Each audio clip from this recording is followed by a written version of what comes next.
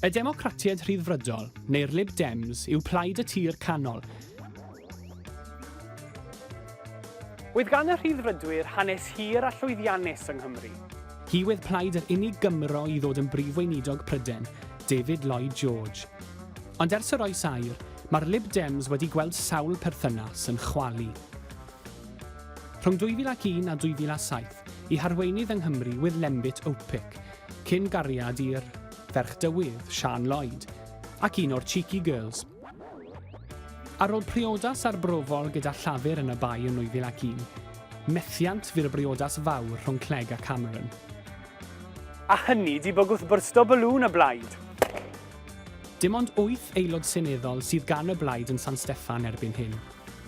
A gyda rhai yn darogan y bydd y Lib Dems i gyd yn hedfan o nith y Senedd, mae'n ddigon posib y bydd yr aderyn melyn yn cael ei gloi allan o'r Senedd ar ôl pleidlais fory.